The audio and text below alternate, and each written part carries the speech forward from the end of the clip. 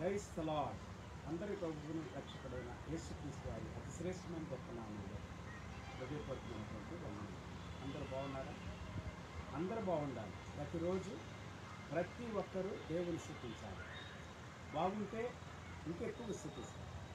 So బాగున్నట్టు అంటే మనసు బాగుండాలి, హృదయం బాగుండాలి, మన దేహం బాగుండాలి. Praise the lord. మన అంతరంగం బాగుండాలి. మన యొక్క అవయవ భాగాలన్నీ కూడా ఆరోగ్యంగా, ఆనందంగా, సంతోషంగా ఉండాలి. అప్పుడే ఎక్కువగా దేవుని స్తుతించడం. దేవుని స్తుతించడం అంటే మన జీవితానికి ఒక గొప్ప ఉన్నతమైనటువంటి విడుదలకు కారణమయ్యేటువంటి శక్తిని నిలుపుకోవాలి.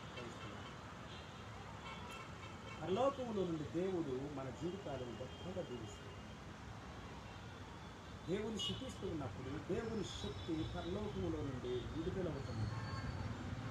ఆకాశపు భూములన్నీ తెరవబడి, వాక్యలన్నీ తెరవబడి, వారాలన్నీ తెరవబడి, ఆకాశంలో ఉన్నటువంటి పరమాకాశంలో ఉన్నటువంటి దేవుని యొక్క సన్నిధి మన హృదయంలోనికి కుమ్మరించాలి. మనం దేవుని స్తుతించకపోతే అద్భుతాలు జరుగుతుంది.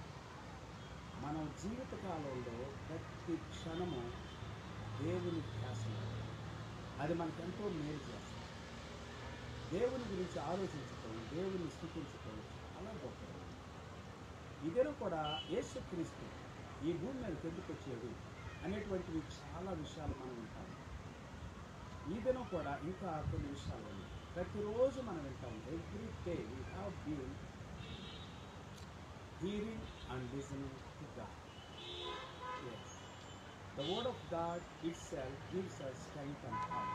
Today also God is going to give you more power, more anointing to break every yoke of Satan. Evil spirit, evil things must go out from your body, from your soul, from your spirit. Then only you can praise the Lord. Glorify the name of Jesus. Magnify the name of Jesus. Today also we are going to magnify the name of Jesus through the word of God. యేసుక్రీస్తు వారి భూమి మీదకి ఎందుకు వచ్చాడు ఆయన చాలా స్పష్టంగా చెబుతూ ఉన్నారు. Why Jesus Christ came into this world. Why he came. ఒక వాక్యాన్ని మనం చదువుతాము. మనందరూ తెలిసిన వాక్యాలు చాలాసార్లు చదివించాను. మళ్ళా చదువుకుందాం. చదివే కొలది, వినే కొలది విశ్వాసం పెరుగుతుంది. చెడు మాటలు వినే కొలది మన కృంగిపోతాం. మంచి మాటలు వినే కొలది బలపరచబడతాం, ప్రోత్సహించబడతాం, లేవనెత్తబడతాం, దీవించబడతాం. వాక్యాన్ని ఎన్నిసార్లు విన్నా అది మనకి మేలే చేస్తుంది. మామిడికాయ, జాంకాయ, యాపిల్, ఈ మధ్యకాలం డ్రాగన్ ఫ్రూట్ అని అసలు చూడండి. ఇలాంటి ఫ్రూట్స్ ఏదైనా తినే కొలది మనకు ఆరోగ్యమే కానీ నష్టం లేదు కదండి. అది లిమిట్గా తింటాం. లిమిట్గా తినే కొలది ఆరోగ్యం రైతులు. అలాగనే దేవుని వాక్యం ఈ ఆహార పదార్థాలకంటే గొప్ప ఆరోగ్యం. మనుషులు రొట్టె వలన మాత్రమే కాదు, దేవుని నోటి నుండి వచ్చే ప్రతి మాట వల్ల జీవిస్తారని వేసుకోండి. మత్తయి సువార్త 4వ అధ్యాయం 4 వచ్చిన దగ్గర మీరు చదువుకుంటారు. సాతానుకు, దయ్యంతో, అపవాదితో యేసు ప్రభు వాక్యాన్ని మాట్లాడుతున్నాడు. అప్పుడు సాతాను కూడా, దయ్యం కూడా మాట్లాడుతున్నాడు, అంటే అపవాది కూడా మాట్లాడుతున్నాడు. యేసు ప్రభు వాక్యం ద్వారానే జయించాడు. మనం జయించాలంటే వాక్యం మనకు తెలిసిందా? వాక్యం తెలియకపోతే మనం చెప్పలేం కదా. ఇప్పుడు చట్టం అనేటువంటిది ఉంది, మనకు తెలుసు. కానీ లాయరు కోర్సును ఎవరైతే చదువుతారో, ఉత్తీర్ణులు అవుతారో వాళ్ళకు మాత్రమే దాంట్లో ఉన్నటువంటి ఆ లా పాయింట్స్ అన్నిటిని కూడా క్షుణ్ణంగా చక్కగా పరిశీలనాత్మకంగా చెప్పి వాదించి కేసులు గెలిచి. అట్లాంటి పిల్లారా మనకు తెలియకపోతే వాక్యము మనం జయించలేక ఓడిపోతాం. ఎస్, బైబిల్ సెలవిస్తూ ఉంది. యోహాను సువార్త 6వ అధ్యాయం 39 ఎందుకు యేసు ప్రభు ఈ భూమి మీదకి వచ్చాడు స్పష్టంగా చెప్తున్నాడు. John's gospel chapter 6 verse 39. నా ఇష్టము నెరవేర్చుకున్నటకు నేను రాలేదు, నన్ను పంపిన వాని చిత్తము నెరవేర్చుటకే పరలోకములో నుండి వచ్చి తిని. దిగి వచ్చి తిని, for I have come down from heaven not to do my own will but the will of him who sent me. నన్ను ఎవరైతే పంపించారో, అంటే పరలోకం చాలామంది అంటారు మరి యేసు ప్రభు దేవుడు కాదు కదా, తండ్రి ద్వారా పంపించబడ్డాడు కదా, తండ్రి దగ్గర నుండి వచ్చాడు కదా, ఆయన ఏ చెబితే అదే చేస్తాడు కదా, దేవుడు ఎట్లా వెళ్తాడు అని. ఆయన ఏమంటాడు, తండ్రితో సహానుభవమును విడిచిపెట్టకూడని భాగ్యమని ఎంచుకోలేదు అని అంటాడు అపోస్తలుడు పౌలు గారు. ఒకప్పుడు అపోస్తలుడు పౌలు గారు వ్యతిరేకించినాడు, యేసు ప్రభువుని వ్యతిరేకించినాడు, యేసు ప్రభుని నమ్ముకున్న వాడిని ఆ మార్గంలో ఉన్న ప్రతి ఒక్కరిని వ్యతిరేకించి ఒక్కొక్కరిని పట్టుకొని చిన్నల దగ్గర నుండి పెద్దల వరకు వృద్ధుల వరకు స్త్రీలు పురుషులు ఎవ్వరి విడిచిపెట్టుకున్నారు. వాళ్ళందరినీ చంపటమే తనకి జీవనాధారంగా ఎంచుకున్నాడంట. అలాంటి వ్యక్తి చెబుతున్నట్లుగా యేసు ప్రభు తండ్రితో ఉన్న సహానుభవమును విడిచిపెట్టకూడని భాగ్యంగా ఎంచుకోలేదు, కానీ ఆయన ఈ భూమి మీదకి రావటానికి మనుషుని పోలికని తీసుకున్నాడు, దాసుని రూపాన్ని తీసుకున్నాడు, తాను రిక్తునిగా చేసుకున్నాడు అని అంటాడు. ఫిలిప్పీయులకు రాసిన పత్రికలో 2వ అధ్యాయం 5వ వచనం నుండి చదువుతాం. ఓకే, యేసు ప్రభు పరలోకములో నుండి దేవుని దగ్గర నుండి వచ్చాడు, దేవునితో సమముగా ఉన్నాడు అని చెప్పి ఆయన చెబుతున్నాడు. అలాగే యోహాను సువార్త 5వ అధ్యాయం యేసు ప్రభు వారు చెప్పారు. అప్పుడు యూదులు ఆయన వ్యతిరేకించారు. ఈయన విశ్రాంతి దినాన్ని మేరటమే కాకుండా దేవుడు తన యొక్క తండ్రి అని చెబుతున్నాడు. తండ్రి నన్ను పంపించాడు, తండ్రి ఏ చెబుతాడు అదే చేస్తాను, తండ్రికి ఇష్టమైన చేస్తానని అంటున్నాడు. అంటే దేవునితో తాను సమానునిగా ఎంచుకుంటున్నాడు అని చెప్పి యూదులు చాలాసార్లు యేసు ప్రభు మీద తిరిగారు. యేసు ప్రభు చెప్పాడు స్వయంగా యోహాను సువార్త 10వ అధ్యాయంలో వచ్చింది, నేను నా తండ్రి ఏకమైన ఒకటై ఉన్నాను. యేసు ప్రభు తండ్రి దగ్గర నుండి వచ్చానని చెబుతున్నట్లుగా హెబ్రీ పత్రిక 10వ అధ్యాయం 7వ వచనం, హెబ్రీస్ చాప్టర్ 10 verse 7. అప్పుడు నేను గ్రంథపు చుట్టలో నన్ను గూర్చి వ్రాయబడిన ప్రకారం దేవా నీ చిత్తము నెరవేర్చుటకు ఇదిగో నేను వచ్చి ఉంటిని అని అంటున్నాడు. నీ చిత్తాన్ని నెరవేర్చడానికి.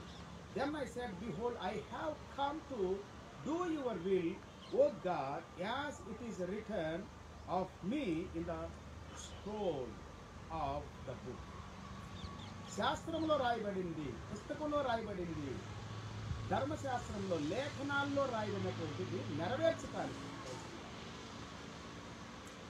రెండవదిగా యేసుక్రీస్తు వారి భూమి మీదకి ఎందుకు వచ్చాడంటే తిమోతి పత్రిక 1:15, 1 తిమోతి 1:15, పాపులను రక్షించుటకు క్రీస్తు యేసు లోకమునకు వచ్చిన వాక్యము నమ్మదగినదియు పూర్ణ అంగీకారమునకు యోగ్యమునై ఉన్నది, అట్టి వారిలో నేను ప్రధానుడను. ప్రైజ్ ది లార్డ్, హల్లెలూయా. అంటే వాక్యం ఏమని సెలవిస్తా ఉందంటే యేసు ప్రభు ఈ లోకానికి ఎందుకు వచ్చాడంటే పాపులను రక్షించడానికి వచ్చాడు. అక్కడ ఏమంటున్నాడంటే దేవుని చిత్తాన్ని నెరవేరు. దేవుని చిత్తం ఏంటి? పాపిని రక్షించటం, పాపిని పాపము నుండి రక్షించటం, అది దేవుని చిత్తం. That is the will of God. చాలా మందికి ఇది అర్థం కాదు. పాపులు రక్షించడానికే వచ్చానని చెప్పి యేసు ప్రభు నీతిమంతుల కోసం రాలేదు, నేను పాపుల కోసం వచ్చాను. నేను పాపము యొక్క ప్రాయశ్చిత్తార్థమై, పాపము యొక్క క్షమాపణ నిమిత్తమై రక్తాన్ని కార్చడానికి వచ్చాను అన్నాడు మత్తయి సువార్త 26, 27, 28 వచనాలు.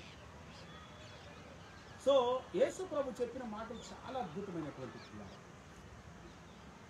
తిమోతికి రాసిన పత్రికలో మనం చదువుతున్నాం ఈ వాక్యాన్ని. హెబ్రీ పత్రిక 9:26, అట్లైన ఎడల జగత్పునాది వేయబడినది మొదలుకొని ఆయన అనేక పర్యాయములు శ్రమ పడవలసి వచ్చును. అయితే ఆయన యుగముల సమాప్తి యందు తన్ను తానే బలిగా అర్పించుకొనుట వలన పాప నివారణ చేయుటకై ఒక్కసారి ప్రత్యక్షపరచబడెను.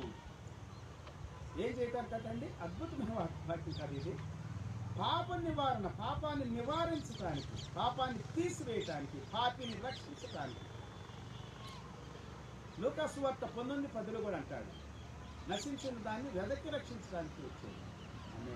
పాపము చేత నశిస్తున్నాడు, పాపం చేత పాడైపోతున్న మనుషుల్ని రక్షించడానికి యేసు ప్రభు ఈ భూమి మీదకి వచ్చేట్లా పరలోకములో నుండి దేవుని దగ్గర నుండి, దేవుని ఇంటిలో నుండి, తండ్రి ఇంటిలో నుండి ఈ భూమి మీదకు రావటం గొప్ప నిజంగా మన జీవితాలకు అందుకండి. యేసు క్రీస్తు వారు పరలోకాన్ని నుంచి భూమి మీదకి వచ్చారు. ఎవరన్నా ఇండియా నుండి అమెరికా వెళ్ళాలనుకుంటారు, కానీ అమెరికా వెళ్ళినోడు ఇండియాకి రావాలనుకుంటాడు అనుకోడు. కొంతమంది ఏంటంటే నా తల్లి, నా తండ్రి, నా దేశము, నా ప్రాంతము, నేను పెరిగిన ఊరు అనేటువంటి అభిమానం ఉన్నవాడు వస్తాడు. అది చాలా వరకు అమెరికా వెళ్ళినోడు రాడు, ఇంగ్లాండ్ వెళ్ళినోడు రాడు, లండన్ వెళ్ళినోడు కానీ. ఎందుకు రాదు? వాళ్ళు మంచిగా అనిపిస్తారు. యేసుక్రీస్తు వారు పరలోకం అనేటువంటిది దేవుని రాజ్యం, దేవుని ఇల్లు, తన సొంత ఇంటి విడిచిపెట్టి భూమి మీదకి వచ్చాడు. ఈ భూమిని దేవుడు మానవుడికి ఇచ్చాడు బ్రతకటానికి. భూమి మానవుడు పాపములో జీవిస్తూ ఉండగా పాపను రక్షించడానికి దేవుడే తిరిగి భూమి మీదకి వచ్చాడు. భూమి మీద 33.5 సంవత్సరాలు జీవించాడు, నివసించాడు. ఆయన ఎంతో మందిని కలిసాడు, మాట్లాడాడు, బలపరిచాడు, దీవించాడు, ఆశీర్వదించాడు, రోగులను బాగు చేశాడు, దయ్యాలు ఎల్లగొట్టాడు, పాపులను క్షమించాడు. వ్యభిచారులు, దొంగలు, నరహంతకులు, త్రాగుబోతులు, తిరుగుబోతులు, మోసగాళ్ళు, అబద్ధికులు, నానా రకాలైనటువంటి శాపగ్రస్తమైన జీవితంలో ఉన్న వాటిని విడిపించాడు, బాగు చేశాడు, స్వస్థపరిచాడు. మరణంలో నుండి కూడా, సమాధిలో నుండి కూడా కుళ్ళిపోయి వాసన కొడుతున్న లాజరు, సమాధిలో ఉన్న లాజర్ని బయటికి తీర్చాడు. లాజరు బయటికి రాని కల్ప చిన్నదాన్ని తాకుమని చెప్పి లేపి తన తండ్రికి అప్పగించాడు. ఇలా దేవుడు ఈ భూమి మీద మానవుడిగా ఉండి ఎన్నో అద్భుతాలు చేసేట్లా మనిషిగా శరీరాన్ని ఆయన తీసుకొని తన తన తన తన యొక్క అంటే పరలోకపు మహిమను విడిచిపెట్టి శరీరాన్ని తీసుకున్నాడు. మన శిక్షను తనలోనికి తీసుకున్నాడు, తన మహిమను విడిచిపెట్టాడు. అందుకే మనుషులందరూ కూడా పాపం చేసి దేవుడిని గురించి మహిమను పొందలేకపోతున్నారని రోమపత్రిక 3:20 సెలవిస్తారు. Okay, for them he would have had to suffer repeatedly since the foundation of the world, but as it is, he has appeared once for all at the end of the ages to put away sin by the sacrifice of himself. తనకు తానుగా బలైపోయాడు. ఎప్పుడు ఆయన చంపాలని plan చేసినందువలన చంపాలని plan చేశారు, పథకాలు వేసారు, రాళ్ళతో కొట్టి చంపాలని. కొండ సెలైన్ దగ్గర తీసుకెళ్ళి అంచుల దాకా తీసుకెళ్ళి త్రోసి వేసి పడగొట్టి చంపేసేయాలనుకున్నారు నజరేతులు. ఇలా చాలాసార్లు ప్లాన్. కానీ యేసు ప్రభుని ఎవరేం చేయలేకపోయారు. తనంతట తానే హింసెల్ సాక్రిఫైస్ చేశాడని. యోహాను సువార్త 12వ అధ్యాయం 46. John's gospel chapter 12 verse 46. నా యందు విశ్వాసముంచు ప్రతి వాడు చీకటిలో నిలిచెందుకున్నట్లుగా నేను ఈ లోకమునకు వెలుగుగా వచ్చి ఉన్నాను అంటాడు. 3వదిగా యేసుక్రీస్తు వారు చీకటిలో మనం ఉండకుండా వెలుగులో ఉండటానికి వెలుగుగా వచ్చాడండి. I am come a light into the world, that whosoever believeth on me should not perish, should not abide in darkness. I have come into the world as light, so that whoever believes in me may not remain in darkness. May not remain in darkness. అతడు చీకట్లో ఉండడు. ఇక మనిషి చీకట్లో ఉండకుండా వెలుగులో జీవించడానికి యేసు ప్రభు ఈ భూమి మీదకి వెలుగుగా వచ్చాడు. యోహాను సువార్తలో 8:12 కూడా అదే అంటారు. నేను ఈ లోకమునకు వెలుగును అంటాడు దేవుని స్వార్థ. ఓకే, యోహాను సువార్త 15వ అధ్యాయం 22 నేను వచ్చి వారికి బోధింపకునేలా వారికి పాపము లేకపోవును. వారికి పాపము లేకపోవును. ఇప్పుడైతే వారి పాపం నాకు మిషలేదు. నేను బోధించకపోతే మాత్రం పాపం ఉండదు. నేను వచ్చాను కాబట్టి భూలోకానికి, పరలోకములో నుండి భూలోకానికి వచ్చాను, తండ్రి దగ్గర నుండి ఈ లోకానికి వచ్చాను కాబట్టి. అంతమంది ఇప్పుడు కూడా అంటారు యేసు ప్రభు లేనే లేడు, రానే రాలేదు.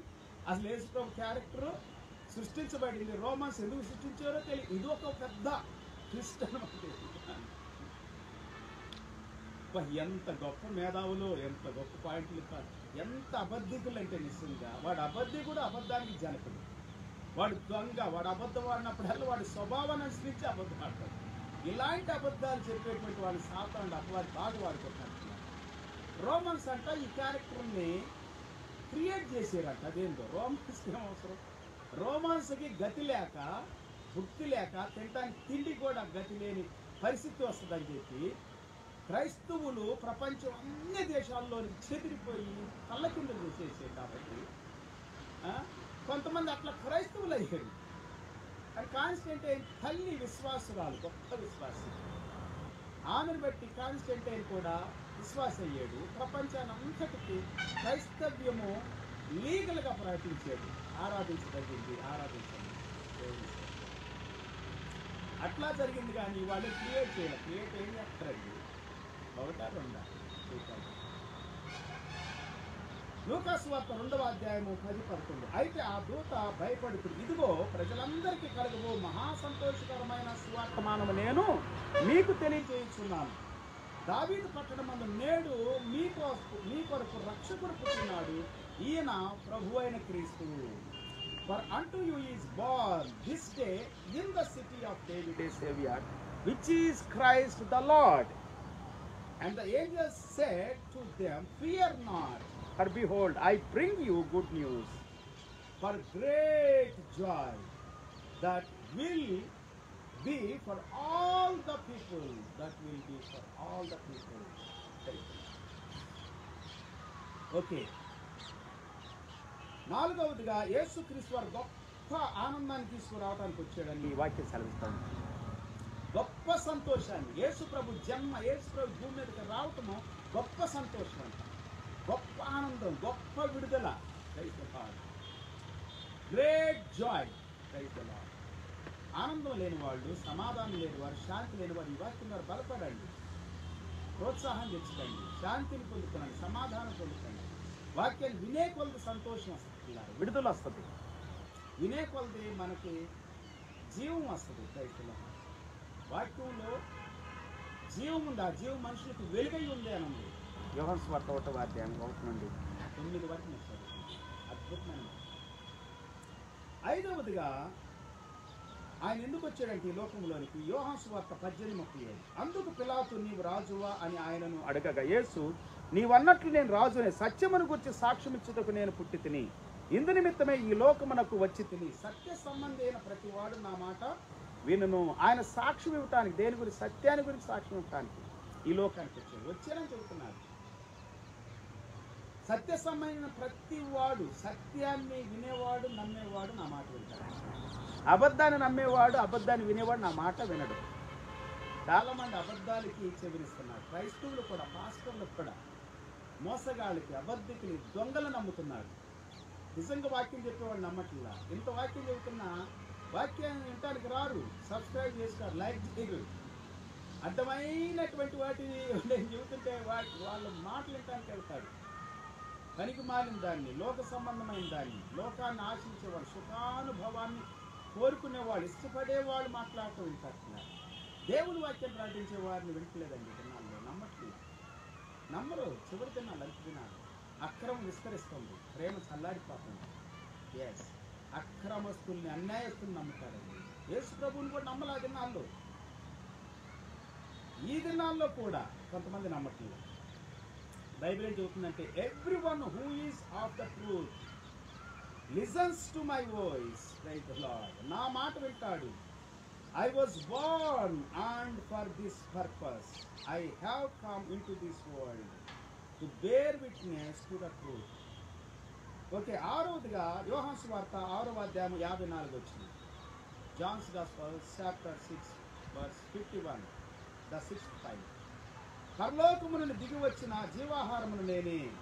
ఎవడైనను ఈ ఆహారం భుజించితే వాడెల్లప్పుడూ జీవించును. మరియు నేనిచ్చు ఆహారము లోకమునకు జీవము కొరకైన నా శరీరమే అని మీతో నిశ్చయముగా చెప్పుచున్నాను. ఆయన శరీరాన్ని ఇవ్వటానికి వచ్చాడండి.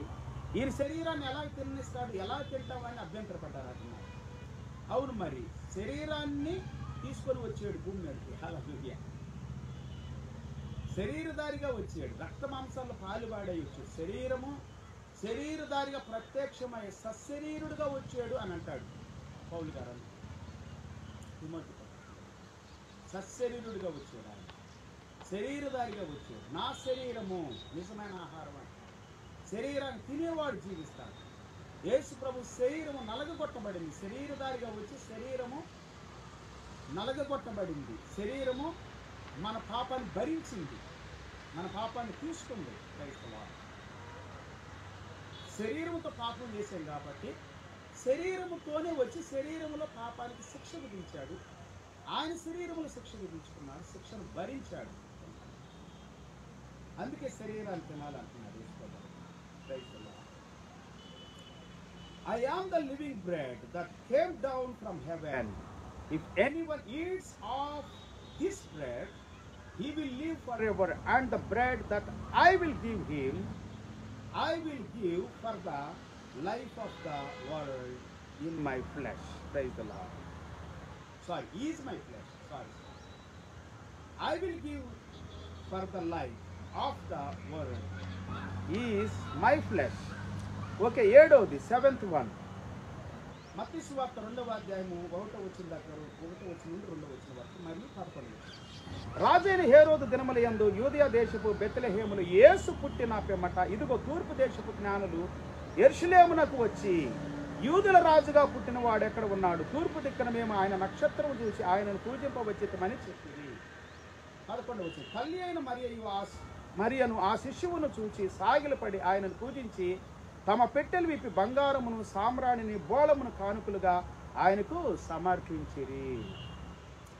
చాలా అద్భుతమైనటువంటి మాట అండి నిజంగా ఇది. ఇక్కడ యేసు ప్రభువు ఎందుకు వచ్చాడంటే వర్షిప్ని, ఆరాధన తీసుకోవటానికి వచ్చాడు అని బైబిల్ గ్రంథం మనకు సెలవిస్తాడు. ఆయన ఆరాధించబడ్డాడు, ఆయన స్తుతించబడ్డాడు, ఆయన కీర్తించబడ్డాడు. క్రైస్తవులు యేసు ప్రభువుని ఆరాధించాలి పిల్లలు. ఇది ఇష్టం ఉండదు చాలా మంది. శత్రువులకి, నేను పగవారికి, వ్యతిరేకులకి, విరోధులకి యేసు ప్రభుని ఆరాధించాలి. యేసు ప్రభువుని తిడతారు, శపిస్తారు, దూషిస్తారు, నిందిస్తారు, అవమానిస్తారు. కానీ ఆరాధించాల్సిందే, కుమారుడు ముద్దు పెట్టుకోవాల్సిందే ఖచ్చితంగా. కుమారుని ఆరాధించకపోతే, యేసుక్రీస్తుని ఆరాధించకపోతే నీకు జీవం లేదు, నిత్య జీవం లేదు, పరలోకం లేదు. ఈ లోకంలో నీకు శాంతి లేదు, సమాధానం లేదు, ఆనందం లేదు. నువ్వు మనిషిగా ఉండలేవు, భూమి మీద జంతువుగా ఉంటారు, కుక్కలుగా నక్కలుగా ఉంటారు, మనుషులుగా ఉండలేవు. మనిషిగా ఉన్న ప్రతి ఒక్కడు యేసు ప్రభుని ఆరాధించాల్సింది. 8వదిగా ప్రీచ్ ద గాస్పల్, సువార్త ప్రకటించడానికి. లోకా సువార్త 4:17, 19:43. ప్రవక్త అయిన యెషయా గ్రంథము ఆయన చేతికి ఇవ్వబడిన. ఆయన గ్రంథము విప్పగా ప్రభు ఆత్మ నా మీద ఉన్నది, పేదలకు సువార్త ప్రకటించుటకు ఆయన నన్ను అభిషేకించను, శరలోనున్న వారికి విడుదలను, గుడ్డి వారికి చూపు కలుగునని ప్రకటించుటకు, నలిగిన వారిని విడిపించుటకును, ప్రభు హితవచనం ప్రకటించుటకును ఆయన నన్ను పంపి ఉన్నాడు అని వ్రాయబడిన చోటు ఆయనకు దొరికెను. ఆయన 43వ వచనం. ఆయన నేనితర పట్టణములలోను దేవుని సువార్తను ప్రకటించవలెను, ఇందు నిమిత్తమే నేను పంపబడితనని వారితో చెప్పాను. నేను పంపబడింది ఎందుకో తెలుసా? సువార్త ప్రకటించడానికి నేను పంపబడ్డాను అని అంటున్నాడు. ఇతరమైనటువంటి పట్టణాల్లో, అనేకమైనటువంటి పట్టణాల్లో, పల్లెల్లో మనుషులకు అందరికీ సువార్త ప్రకటించాలి. మంచి వార్త చెప్పాలి, గుడ్ న్యూస్ చెప్పాలి. గుడ్ న్యూస్ లేదండి, చెడు వార్తలు ఉండయి, పనికిమాలిన వార్తలు ఉండయి, అబద్ధపు మాటలు ఉండయి, కల్పితమైన మాటలు ఉండయి. పాస్టర్లు కూడా కల్పితాలు చెబుతున్నారు, అసత్యం చెబుతున్నారు. సత్యం చెబుతానంటారు, స్వచ్ఛమైన వాక్యం ప్రకటిస్తానంటారు, అబద్ధాలు చెబుతారు, అసత్యాలు చెబుతారు. నమ్మకండి, వాక్యం నమ్మండి. 9వదిగా టు బ్రింగ్ జడ్జిమెంట్, తీర్పు తీర్చడానికి వచ్చానని అంటున్నాడు. ఒక చోట తీర్పు తీర్చడానికి రాలేదంటాడు. అయితే యోహాను సువార్త 9వ అధ్యాయం 39 వచ్చిన దగ్గర 41 వచ్చిన వరకు. అప్పుడు యేసు చూడని వాడు చూడవాళ్ళు, చూచువారు గుడ్డివారు కావాలను అను తీర్పు నిమిత్తము నేను ఈ లోకమునకు వచ్చితనని చెప్పాను. ఆయన యొద్దనున్న పరిశీలనలో కొందరు ఈ మాట విని మేమును గుడ్డివారమా అని అడిగిరి. అందుకు యేసు, మీరు గుడ్డివారైతే మీకు పాపము లేకపోవును గాని, చూచుచున్నామని మీరిప్పుడు చెప్పుకొనుచు ఉన్నారు కనుక మీ పాపము నిలిచి ఉన్నదని చెప్పారు. పాపము తీసివేయటానికి వచ్చేది కానీ నిలిచి ఉండేటట్లు చేసుకుంటున్నారు. వాళ్ళు గుడ్డి వాళ్ళుగా ఉంటున్నారు. అందుకే దేవుడు తీర్పు తీరుస్తున్నాడు. అట్లాంటి వాళ్ళు, అలాంటి భయంకరమైన వ్యక్తులకి తీర్పు తీరుస్తున్నాడు. వ్యతిరేకులు, విరోధులు, దూషించేవారు, సత్యాన్ని, నీతిని, పవిత్రతను, పరిశుద్ధతను, జీవాన్ని వ్యతిరేకించే దుర్మార్గులు, గుడ్డి వాళ్ళకి తీర్పు తీరుస్తారు. తీర్పు తీర్చడానికి వచ్చారు. అలాంటి వారికి, మంచివాళ్ళు కాదు, మంచివాళ్ళ కంటే పాపులు కాదు, పాపము నుండి వాళ్ళు విడుదల పొందడానికి ఇష్టపడేవాళ్ళు పాపులు. మీరు మీరు మీరు గుడ్డివాళ్ళైతే పర్లేదు, కానీ గుడ్డివాళ్ళు అయితే మీకు పాపం ఉండదు. మీరు చూస్తున్నామని చెప్పుకుంటూ చూడని వాళ్ళు, నిద్రపోతున్నట్లు నటించేవాళ్ళు, ఇలాంటి వాళ్ళు తీర్పు, వేషధారులు వీళ్ళు తీర్పు తీర్చబడతారు. జాగ్రత్త. నిజంగా పాపంలో ఉన్నవాడిని దేవుడు ఎన్నడూ తీర్పు తీర్చదు. తీర్పు తీర్చడం రాలేదంటారు. అంత వాళ్ళకి నశింప చేయడానికి రాలేదు, నాశనం చేయడానికి రాలేదు, రక్షించడానికే వచ్చాను, విడిపించడానికే వచ్చాను అని అంటారు. సో యేసు ప్రభు వారు తెలియక చేసే పాపములో ఉన్న ప్రజలను విడిపించడానికి, తెలిసి చెయ్యాలని చేసే పాపం చేస్తూ జీవిస్తున్న జీవితాన్ని జీవించాలని ఇష్టపడే వాళ్ళ కోసం కాదు. పదవదిగా, to give his life a ransom for many. Mark's వార్త 10:45 అనేకుల కొరకు క్రయధనంగా తన ప్రాణాన్ని ఇవ్వటం. మనిషి కుమారుడు పరిచారం చేయించుకుంటూ రాలేదు కానీ పరిచారం చేయుటకును అనేకులకు ప్రతిగా విమోచన క్రయధనముగా తన ప్రాణమునిచ్చుటకు వచ్చెను. For even the Son of Man came not to be sold, but to serve, and to give his life as a ransom for many. అనేకుల కోసం క్రయధనంగా ప్రాణాన్ని ఇవ్వడానికి, చెల్లించాల్సిన ధనాన్ని చెల్లించడానికి, అప్పు చెల్లించడానికి, రుణాలను చెల్లించడానికి, మనకు విరోధం ఉన్న ప్రతి రుణాన్ని చెల్లించడానికి, అప్పులు అప్పులన్నీ తీర్చబడుగాక, పాపపు అప్పులన్నీ కూడా, అపరాధపు అప్పులన్నీ కూడా, తప్పిదాల అప్పులను తీర్చబడును గాక, ఆర్థిక పరమైన అప్పులన్నీ, మీ అప్పులన్నీ తీర్చబడును గాక, యేసు తీర్చును గాక, దేవుడు తీర్చును గాక. ఆయన తీర్చాడండి. ఆమేన్. తీర్చేసాడు అన్నిటిని కూడా. నమ్మండి, మీరు విశ్వసించండి, అంగీకరించండి ఆయన మరణాన్ని, ఆయన జీవాన్ని. ఆయన ఈ లోకంలోకి వచ్చాడని నమ్మండి శరీరధారిగా. యేసు ప్రభు దగ్గరికి రండి, మీ అప్పులన్నీ తీరిపోతాయి. జీవితంలో పాపపు అప్పులు, అపరాధపు అప్పులు, తప్పిదముల అప్పులు, అన్ని అకౌంట్లన్నీ క్లోజ్ చేయబడతాయండి. మీ ఆర్థిక పరమైన ఇబ్బందులన్నీ తీరిపోతాయి. ఆమేన్. తీరిపోవును కాక. తీతు పత్రిక 2:11, టైటస్ 2:11. ఏలయనగా సమస్త మనుషులకు రక్షణార్థమైన దేవుని కృప ప్రత్యక్షమై మనము భక్తిహీనతను, ఇహలోక సంబంధమైన దురాశలను విసర్జించి శుభప్రదమైన నిరీక్షణ నిమిత్తము, అనగా మహాదేవుడును మన రక్షకుడునైన యేసు క్రీస్తు మహిమ యొక్క ప్రత్యక్షత కొరకు ఎదురు చూచుచు ఈ లోకములో స్వస్థ బుద్ధితోనూ నీతితోనూ భక్తితోనూ బ్రతుకుచుండవలెనని మనకు బోధిస్తూ ఉంది దేవుని వాక్యము. ఆమేన్. ఎన్ని గొప్ప మాటలు ఉన్నాయండి ఇక్కడ. నిజంగా వావ్, అద్భుతమైన మాట. మెయిన్గా ఏం చెబుతుందంటే, మనం భక్తిగా ఉండాలి, ఆరోగ్యంగా ఉండాలి, ఆనందంగా ఉండాలి, పవిత్రంగా ఉండాలి, జీవం కలిగి ఉండాలి, నీతిగా ఉండాలి. అందుకే యేసు క్రీస్తు వారు మన కోసం చనిపోయాడు. ఆయన సమస్తమైన దుర్నీతి నుండి మనల్ని విమోచించి సత్క్రియలందు ఆసక్తి గల ప్రజలను తన కోసము పవిత్రపరుచుకొని తన సొత్తుగా చేసుకొనుటకు తన్ను తానే మన కొరకు అర్పించుకొనెను. తను తానే అర్పించుకున్నాడు. నీ కోసం, నా కోసం యేసు ప్రభు వారు తను తాను అర్పించుకున్నాడు. అందుకే ఈ లోకానికి వచ్చేది. మేము చంపుతాము, మేము సిలువ వేస్తాము, ఈయన్ని మీరు సిలువ వేయండి అని చెప్పి పిలాతు దగ్గర అంటున్నారు. మేము ఇష్టపడము ఈయన్ని. నువ్వేం ఇష్టపడదు, నువ్వేమి సిలువ వేసేది, ఆయనేది సిలువ వేసేది. యేసు ప్రభు వచ్చింది సిలువ వేయబడటానికి, చంపబడటానికి, చావటానికి, చనిపోవటానికి, ప్రాణాన్ని పెట్టడానికి, రక్తాన్ని కార్చడానికి. లేకపోతే నీకు విమోచన లేదు, రక్షణ లేదు, పాపక్షమాపణ లేదు, విడుదల లేదు. యేసు క్రీస్తు వారు నీ కోసం, నా కోసం, పాపుల కోసం. నువ్వు పాపులు అయితే యేసు ప్రభు చెప్పే మాట విను, ఆయన చేసిన కార్యాన్ని నమ్ము.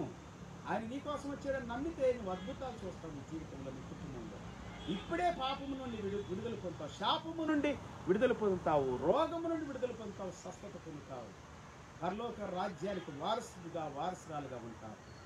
ఇదేనో ప్రభువుని అంగీకరించండి పిల్లారా. యేసుక్రీస్తు దగ్గరికి రండి. నీ కోసం, నా కోసం, మనుషుల కోసం వచ్చాడండి, జంతువుల కోసం, పక్షుల కోసం కాదండి. యేసు ప్రభువు నిజంగా ఆయన ప్రాణం పెట్టడానికి వచ్చాడు, రక్తాన్ని కార్చడానికి వచ్చాడు, నిన్ను నన్ను పాప శాప రోగాలను విమోచించడానికి వచ్చాడు. విమోచకుడు, రక్షకుడు. ప్రార్థన చేస్తున్నాం. మహాపరిశుద్ధుడా, గరుడా, వందనాలు, స్తోత్రాలు. ఇదేనో 10 పాయింట్లు మేము ఉన్నాము తండ్రి. నాయన, నువ్వు ఈ లోకానికి ఎందుకు వచ్చావో చెబుతా ఉన్నావు తండ్రి. ఈ వాక్యం సెలవిస్తావు అద్భుతమైన రీతిలో. మేము విన్న ప్రతి మాట మా గుండె లోతుల్లో గొప్ప కార్యం జరిగించినగా ప్రతి ఒక్కరూ నీ సన్నిధిలో ఆనందించినగా మేము చదివిన దాన్నే, విన్నదాన్ని మళ్ళా చదువుకుంటున్నాం, మళ్ళా వింటున్నాం. అయినా దానిలో ఎంతో శక్తి ఉంది, జీవం ఉంది, ఆరోగ్యం ఉంది. పదే గుర్తు చేసుకోవటం, పదే చదవటం, పదే ధ్యానించటం, రాత్రి పగలు ధ్యానించమన్నావు తండ్రి. తీసుకోవటం చదవమన్నావు ప్రభు, నిత్యము చదవమన్నావు తండ్రి. ఇదేనో యేసయ్యా నీకు వందనాలు చెల్లిస్తూ మా యొక్క ప్రజలు, మా దేశస్తులు, మా రాష్ట్రపు వారు, మా జిల్లాల వారు, మా యొక్క పల్లె ప్రాంతాల వారు, మా బంధువులు, స్నేహితులు, రక్త సంబంధులు అందరూ రక్షణ పొందాలని చెప్తున్నాను. నీవు దేవుని చిత్తాన్ని నెరవేర్చడానికి, ఆయనకు ఇష్టమైనది చేయడానికి వచ్చాడు. దేవా, మేము కూడా నీకు ఇష్టమైన చేయడానికి మమ్మల్ని బలపరచండి. ప్రతి ఒక్కరూ రక్షణ పొందినట్లుగా సహాయం చేయండి. నిన్న సొంత రక్షకుడిగా అంగీకరించడానికి సహాయం చేయండి. మార్పు చెంది నూతన కార్యము వారిలో జరగటానికి నిన్ను వారి జీవితంలోకి ఆహ్వానించినట్లుగా సహాయం చేయండి.